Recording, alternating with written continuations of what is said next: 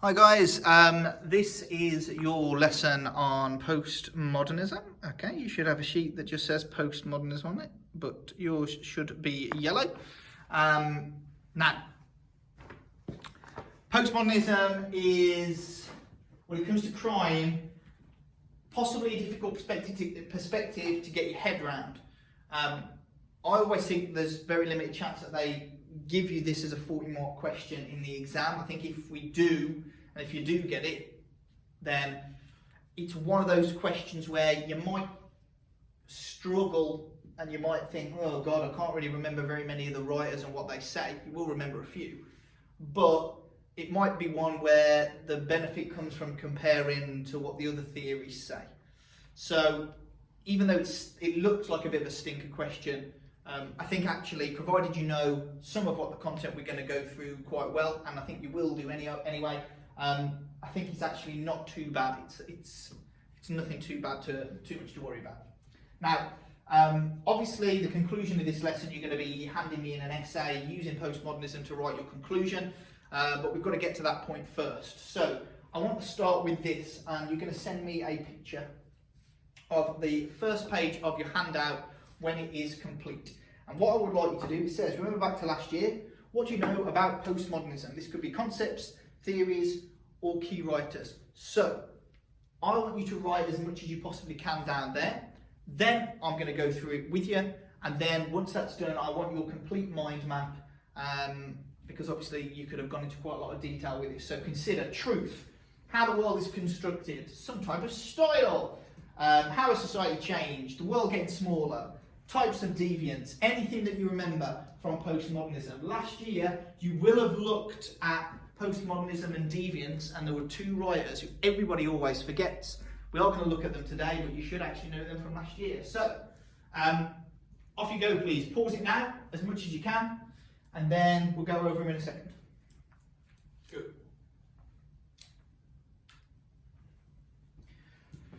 Okay, so, postmodernism.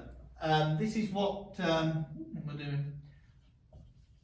So postmodernism goes in the middle. Let's think about what we remember, what we recall, what we know about postmodernism.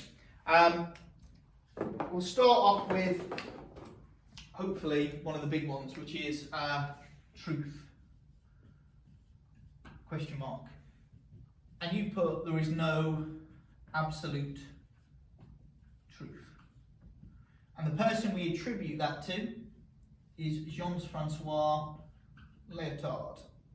And hopefully, you're going to say that Lyotard says something else, which is a nice quote that goes into your conclusions.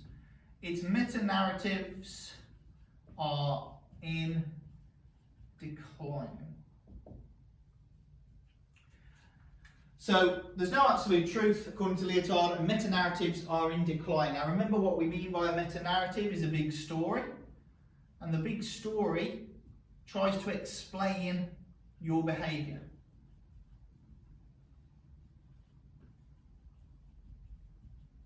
Now, there are three big stories that we like to cover that from the beginning of time try to explain our behaviour. One of them, because you do in sociology, is social theory. The other is science, and the oldest is religion. And what Lyotard's going to say is that these big stories that try to explain where we come from, what happens, what we're supposed to do, why we behave the way we behave, are in decline. There is no truth or no absolute truth to these, and you can think about it from a social theory perspective, where we might say, well, Marxism is a social theory, and Marxism's got a lot of weaknesses. The predictions of Marx don't come true. There's a lot of problems there. It can't be an absolute truth. You might look at religion. Even if you're devout in the religion that you follow, you might have to accept that there are others. You might have to accept that people, even within your branch and denomination of religion, are going to read text and books and interpret in different ways. There is no one set path to follow. Not an absolute truth. Science, which a lot of people believe has replaced kind of religion in a modern world. Remember, these are postmodernists, so everybody who loves science, you could call themselves a modernist. In this modern world, Well, it can't explain emotions. And emotions are really important to our postmodernist. Because it's all about emotions, and when things are about emotions, they become about your identity, and what you can do then is you can pick and choose. You've got the opportunity to be an individual. Your identity, you're an individual. Individualism is very important for our postmodernism, or for our postmodernists. And when we think about identity, we're going to think about the way that everything in society, according to a postmodernist, is built by that society. Everything is a social construct. So your identity becomes a social construct as well, which can link very much to your emotions, and you can pick and choose it depending on how you feel in the morning, because you are an individual. And that's all because there is no absolute truth to these. You can think and behave however you want. So notice how, with a load of ridiculous, I suppose, arrows, which maybe are unhelpful to a lot of you, it links in. We start with this one very big idea, we can explain it, we link this to our emotions and our identity, which we can pick and choose, and everything is a social construct which affects our identity. We are all individuals within that. Now, we might look at what's going to impact our identity, and obviously the media is going to have a big effect on that. And the media has been affected by the fact that the world has changed and the world's got smaller. The concept behind that is globalization. So you can pick and choose your identity based on globalization. And where can you shop? In the supermarket of style. So here's a bit of youth culture revision now. The supermarket of style, according to Polymus. Now, remember, if I'm an individual shaping my identity, things in society that did used to matter and that were very important now no longer matter. Things such as this, Cage being irrelevant, according to Bennett and Hetherington.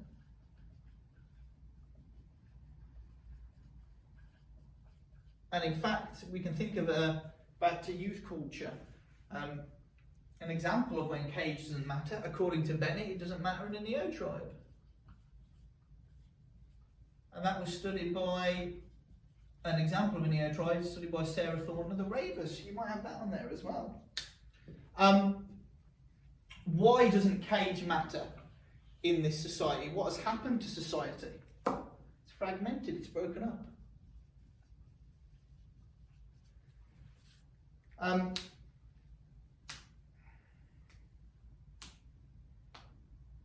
Media, globalization, consumerism, which links with individualism. You are individuals now, big consumers of the media. So, take a look at that board there. There's a lot of really, really key ideas behind postmodernism.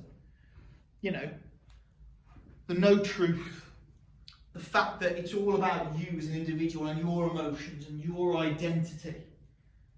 We're in a global world now, a global village.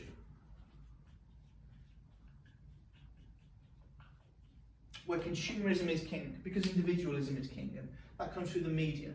Everything in society is a social construct: gender, ethnicity, age, class. None of them matter anymore, because society is fragmented, and therefore Cage is irrelevant, according to Bennett and Hetherington, especially in the neo-tribe, Thornton and the Ravers.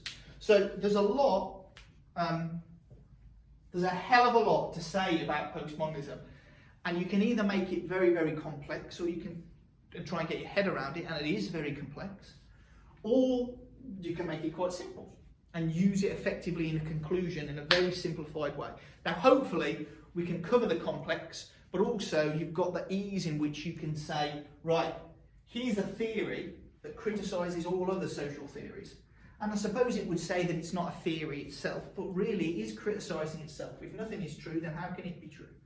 So what you've got here is a theory that's going to slag everything else off. What's it going to blame for crime? Well, surely it's going to be emotions and your individual choice to do a crime. It's going to be your choice to do it. Remember, you can pick and choose here. So crime is an emotional choice for your identity. That's what it is. That might be one of the reasons. Now, you know that Marxists aren't going to blame it on emotions. They're going to blame it on capitalism.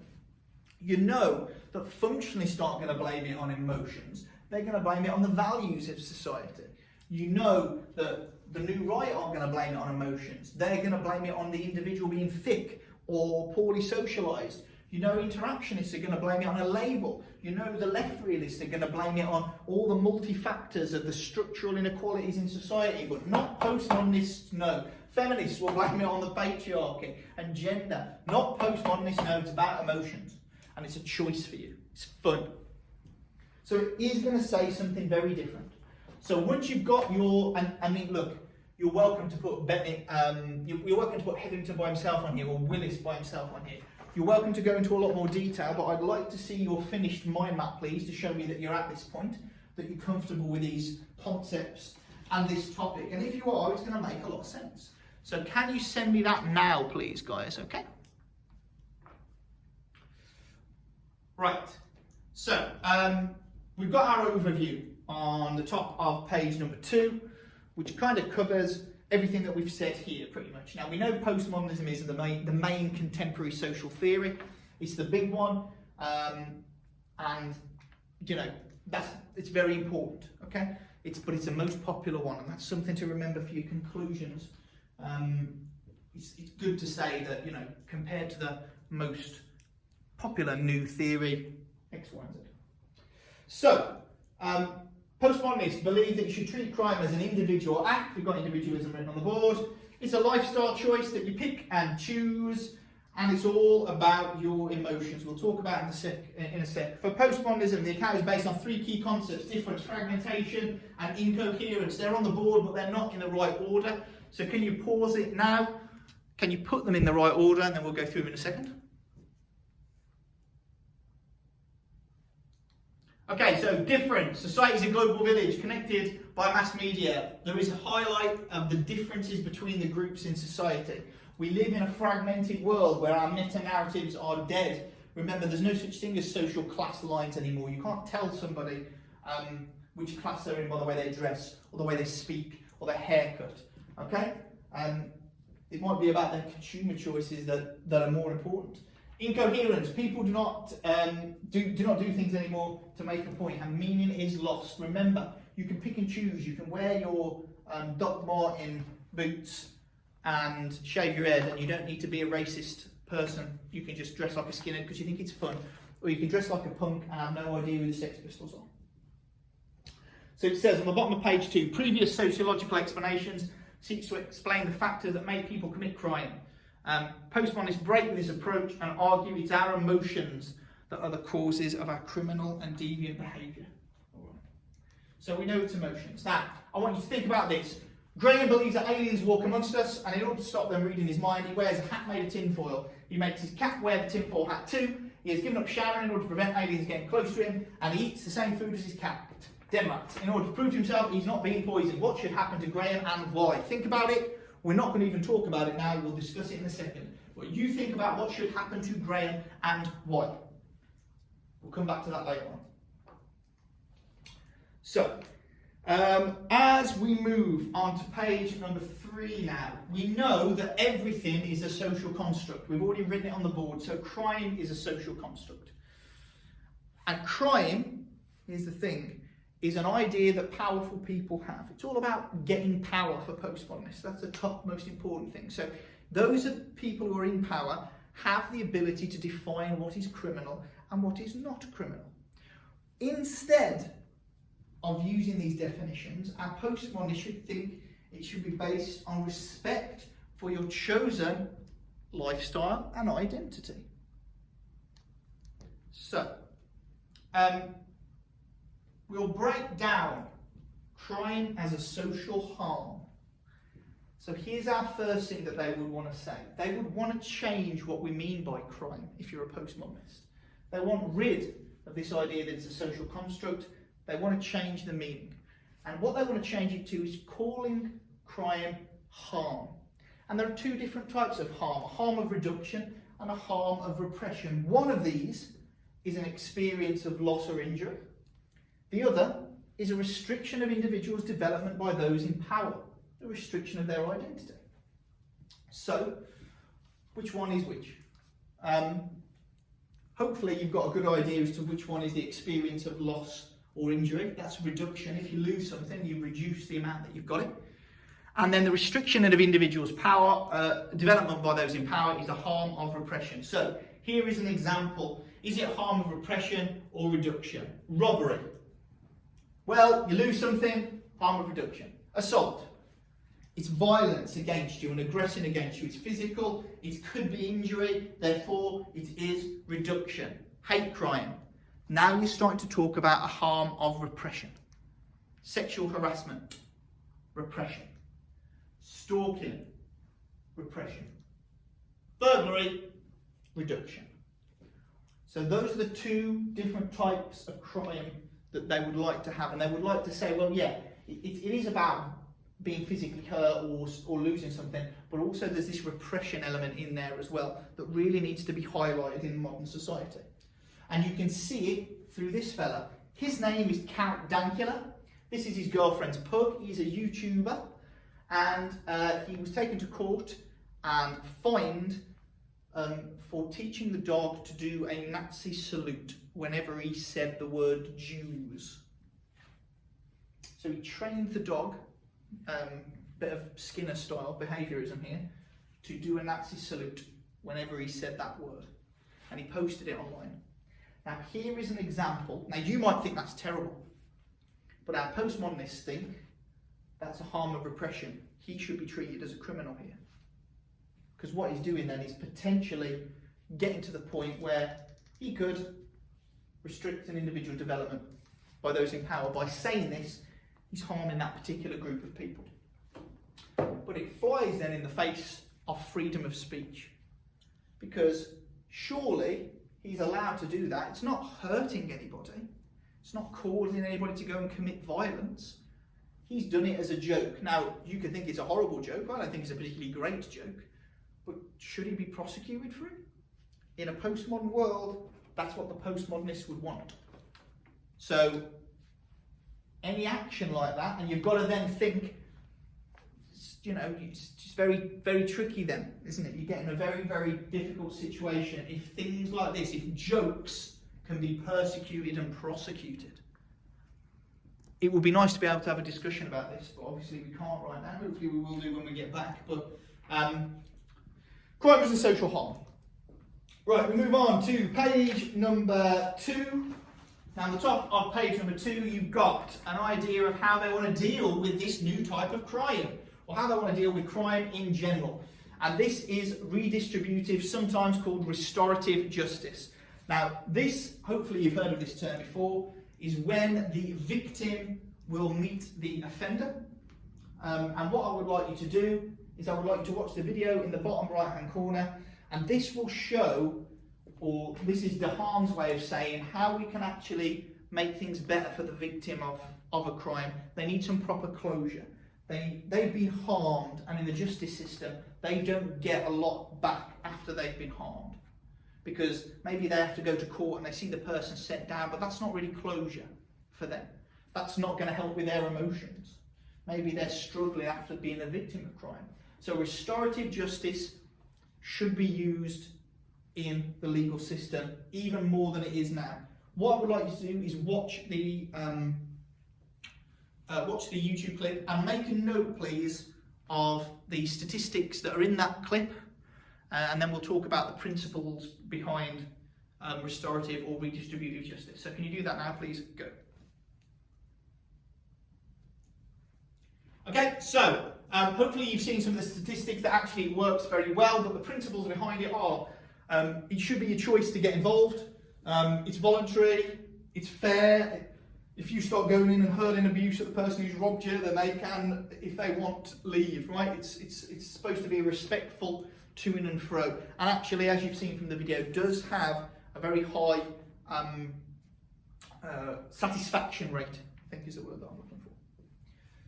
So, we've looked at the new definition for crime that they want, and we've looked at the way that crime should be dealt with. Next, I want you to watch this clip for hopefully not too long, until it hurts you, and then then we'll come back.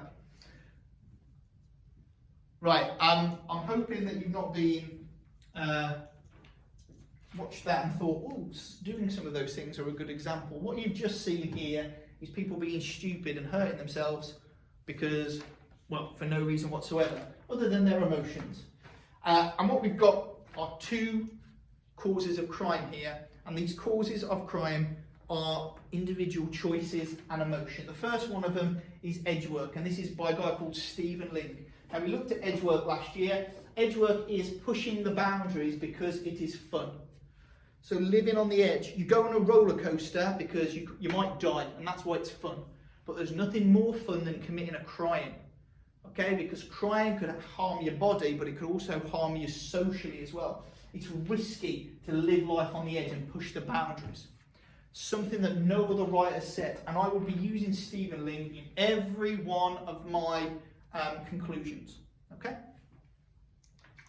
Also, don't know why I've left this thing on there and I just said the word seductive. That's a bit creepy, isn't it? Now, this is another Stephen. This is Stephen Katz. And he's going to say that the reason you commit crime is because the laws are there to be broken. It is seductive to go out there and be a criminal. It's almost like it's leisure time. You're picking and you're choosing to go and do it. The rules are there to be broken. Hey, go and break the rules. So these are two big key writers that are very important for postmodernism and will be going in your postmodern conclusions. Now, an example could be London riots, or we had riots in Manchester. Did young kids just leave the house and go, yeah, let's just go and smash up the local precinct? Or I don't like that shop, I've got booted out of it a few times, I think it'll be fun to break some windows. I'll go out and do that, perhaps.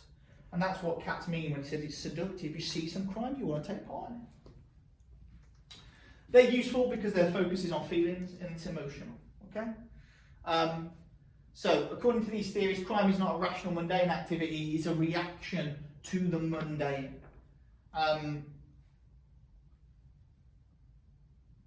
It's a way of getting maybe some control over their lives, which might be worthless or insecure. And you can compare them against any approach, because they're saying something that's totally different.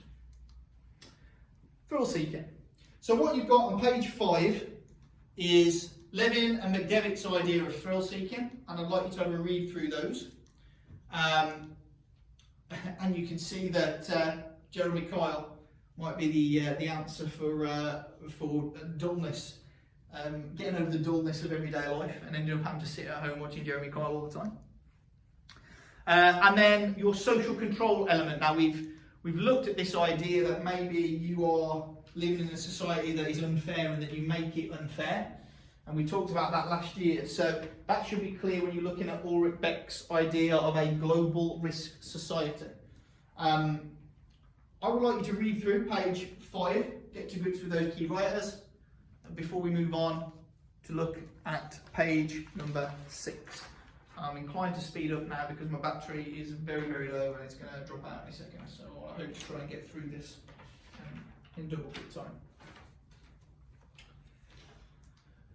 The next thing that we need to look at is the control element of crime. How you're going to be controlled. So we've looked at the cause, we've looked at what they want to define crime as and change the definition, how they want to deal with crime, retributive justice, what the cause is for crime, and how crime is affected globally.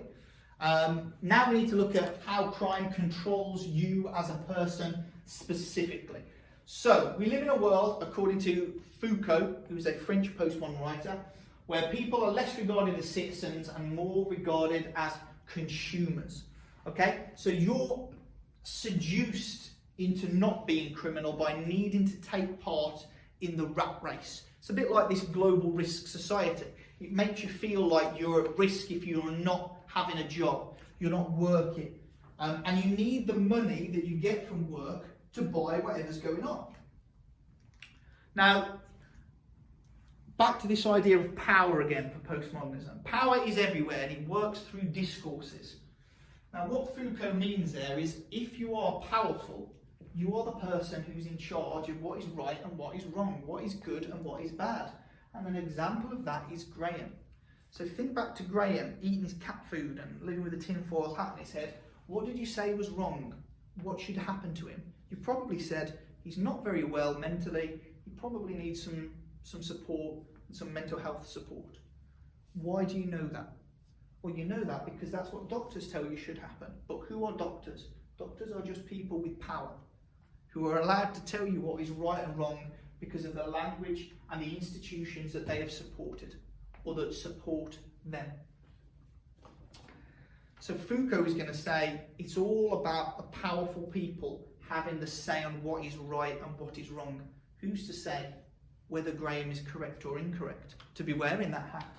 Remember, there's no such absolute truth, so maybe he's absolutely fine. Maybe we should leave him alone and not offer him any help or support. I told you that postmodernism is tricky. The last and creepiest thing that I want you to do is, before we move on to the final page, is look at this idea of the panopticon. Now, Foucault, and this is Foucault again, is going to say that we live in a world that is structured like a panopticon, and a panopticon is a prison. And it was designed by this fella called Jeremy Bentham, and Bentham had a prison where you had this central kind of tower, and you had one-way glass, so you could only look out, you can't look in to this tower. And this tower would surround, or would be in the middle of a circle of cells, and on top of the tower there would be a man with a gun looking into every cell. So that man could look into every single prison cell that's on here. And what then will the prisoners do? Well, Bentham says the prisoners are going to start using self-surveillance. And by that he means they think that at any time they're being watched, because they know there's a man in a gun in there and they can't see him, so they're going to start to practice self-surveillance. They start to watch themselves, and they are the ones who are controlling their own behaviour in their mind, because there's the risk that they might be doing something that's naughty and they might get caught. In the end, Bentham argues that you don't need the person in the tower, that you don't need anybody watching. The threat of somebody watching is enough.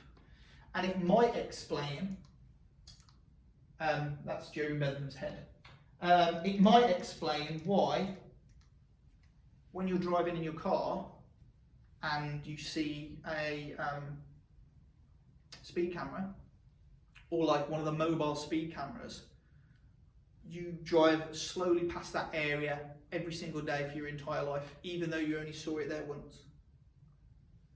Or you drive past the camera slow, even though there's no film in the camera to actually give you a ticket. It's the thought that you might do it. You know, you go into a shop and worry about the CCTV catching you. You know what I mean? If you accidentally drop something on the floor, so you now have to take it and pay for it. The worry is that you surveil yourself. You can't come in here. You know, we've got your ID scans when you come in, so we know the minute and the seconds that you come in and out of the building. You're on CCTV from the moment you're here to the moment you're out, so you're not going to come in here and try and steal the exam, because there's the risk that you'll get caught. You practice self-surveillance on yourself, you're not going to do it. The reason that you're not is because you're constantly worried that you're being watched anyway. You're living in a world that Foucault would say is like a panopticon. Living in a world where you practice self-surveillance. Watch a couple of those videos at the bottom, very creepy as well. So, and there's Jeremy Bentham's head. We've got, because I've only got literally 5% battery left, so we have to go through the final page pretty quick. On page number 7, he says, not all surveillance operates formally. Another example of surveillance will be neighbourhood watch. Okay, you might be worried that you might get caught by the neighbourhood watch. Our final thing that we need to discuss for postmodernism is the impact of globalization and how globalization has affected criminality. And obviously these crimes that you've got space to add here are examples of crimes that have been impacted by globalization, which we've already got on the board as affecting crime. So can you stick those down in your books? Then when you are done writing those, you will see that there is a section for evaluation. Now, on your evaluation, you've got 1, 2, 3, 4, 5, 6, 7, 8 different evaluation points. if I'm not mistaken. All I will need you to do is read down those evaluation points and tell me whether they are strengths or whether they are weaknesses. So you can colour code them, you can tick them, you can put a T or an F next to them, but make sure that you've got all, what I believe is 1, 2, 3, 4, 5, 6, 7, 8, yeah, all 8 colour coded. We'll go through those in a second, and then we'll talk about how you're going to use this. Okay, so evaluation. Postmodernism pointed out that there have been major changes to society and that need to be taken into account when explaining crime. Marxist functionalists and the New Right have not looked at this. That is a strength. There's considerable disagreement about postmodernists of whether we are in fact living in a postmodern world. Of course the postmodernists wouldn't agree whether or not it was postmodern. It's a weakness. If you follow the postmodernist line of argument and see each act as unique and traditional identities as unimportant, why are certain groups more likely to commit crime? And it's giving you some examples there. That is a weakness. If it's all about emotions, why are certain groups more prone to certain crimes? Why are middle-class white men more predisposed to white-collar crime? Doesn't make a lot of sense if it's just on emotions. Why aren't they beating up people in the street? Why are they committing acts of violence? Postmodernists have pointed out that there's an incredible variety of crime which takes place. It's difficult to have one theory to explain all types of crime. It is a strength because it's saying, hold on a minute, there's a lot going on here. Postmodernists have worked out the failure of much social policy in tackling crime as a one-size-fits-all solution does not work. A strength again. And then your final three, Harvey stated that social problems can be addressed through political change. E.g. ending slavery through legislation is a weakness. They exaggerate the extent to which we live in a global village, a weakness. And redefining crime to mean harm, and here's one that we were talking about with Count Dankula earlier. Redefining crime to mean harm could mean there are no ways of limiting how many acts can be viewed as criminal. You just making a bad joke in class can, in theory, wind up with you in prison or with you getting a fine. So, make sure that you've got those color-coded, or you've got them true, or you've got them false. Remember, postmodernism is just theory. And even though it's very, very complicated in certain elements, can be boiled down to the true fact, or not the true fact, or postmodernists, not truth, but the fact that everything is based on emotions and identity. Crime is a choice. Now, what we need to do now, because you've written your essays on right realism, is we need to look at how we're going to use postmodernism in your conclusion and consider who would you choose as your key writers. Well, one person that we've not mentioned today, but who must go in there, is Lyotard. He's like the granddaddy of them all. So you're definitely using Lyotard, and what I would suggest is Katz and Ling, or just one of them. So let's look at what a good conclusion looks like. And it's something along the lines of this. A good conclusion in an essay is kind of, using postmodernism, is kind of like a sandwich. You're going to start with the bit in red, that's the focus on the theory in question. In your case, it's right realism. And you're going to end with a focus on right realism, because that's a question. And in the centre, you're going to put postmodernism. And that's how you should consider your conclusions, like a sandwich. So, take a look. Overall, we have seen the perspective in question, which is right realism here, is useful because, so why have you said it might be good?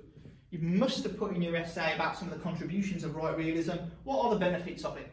Don't take long, because you've already explained it. One sentence will do. It's useful because of this, and maybe this.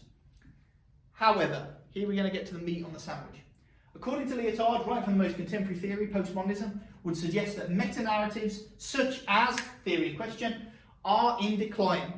Instead of, and here's where you've got to put it, structural analysis, or blaming social factors. Now remember, if it's Marxism, functionalism, or feminism, it's going to look more at the structural factors. For right realism, it didn't really look at the structural factors. It was a weakness of it, that it didn't look at the big structural impact of poverty and things like that. So it really does blame the social factors for crime, or the individual biology for crime. Okay? So select as appropriate here, whatever you've been talking about as a cause. Postmodernists believe that crime is simply a matter of emotions which are unscientific and therefore unmeasurable. Ling would suggest that crime is a form of edgework, boom, and explain what he means by edgework and why you commit a crime because of that. Overall, due to the obvious weaknesses, white realism cannot give us a full and complete explanation for the reasons for crime or the causes for crime. And then you've linked it back to answering the question again. Start with a question, give me the bit in the middle that's comparative. Notice this comparison all the way through here. It's not that, they think it's this. They think it could be that, but it's not that, it's this, according to Ling. And then end with answering the question again. Is right realism useful? Well, it might be somewhat useful, but it's not so useful it can't give us a full and complete picture, a full and complete definition of exactly what crime is and why people do it. So, only two things that you've got to do for today and today's lesson. First thing, although you might have started with a star from last couple of weeks, I might have given you something to do with the star. Make sure you've sent me that picture of your first one that you should have already done. And then the second thing is, add your conclusion to your right realism essay and submit it via assignments, which I should have already set up if I'm being good. And then you'll have your 40 marker complete and handed it to me, okay? And that's all you need to do. So thank you for today. I'll speak to you later.